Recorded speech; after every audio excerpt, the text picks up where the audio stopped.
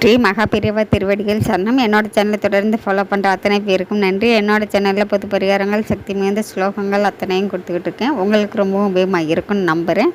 இந்த பதிவில் நாம் பார்க்க போகிறது இன்றைக்கி ஆடி 1 மாத பிறப்பு. அது கூடவே மாலை நேரத்தில் அஷ்டமி திதி ஆரம்பிச்சிடுச்சு.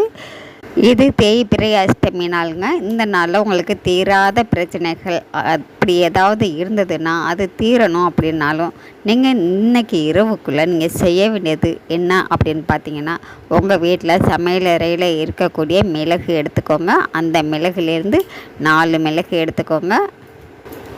இந்த பரிகாரத்தை அவங்களே செஞ்சுக்கலாங்க.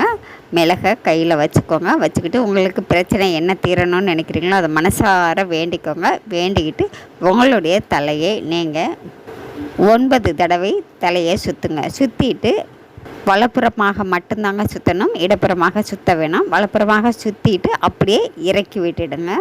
வீட்டுக்கு வெளியில் வந்து உங்கள் வீட்டுக்கு வெளியில் வீதியில் சந்தி அப்படின்னு சொல்லுவாங்க, அந்த இடத்துல வந்து 4 பக்கமும் நீங்கள் தூக்கி விசிறிட்டு திரும்பி பார்க்காம வந்து கை கால் கழுவிட்டு தலையில் தண்ணியை தெளிச்சிக்கிட்டு வீட்டுக்குள்ளே வந்துடுங்க. இப்படி இந்த நாளில் நீங்கள் செய்யும் பொழுது எப்படியாப்பட்ட தீரவே தீராதுன்னு நினச்ச அத்தனை விஷயங்களும் கண்டிப்பாக தீரும். இந்த எளிமையான வழிபாடு தான், ஆனாலும் ரொம்பவும் சக்தி மிகுந்த வழிபாடு. அஷ்டமியில் அதுவும் மிளகு வைத்து நம்ம பரிகாரம் செய்யும் பொழுது உங்களுக்கு உடனடியாக பலன் கொடுக்கக்கூடியதாக இருக்கும். செஞ்சு பாருங்கள். நம்ம அடுத்த பதிவில் பார்க்கலாம்.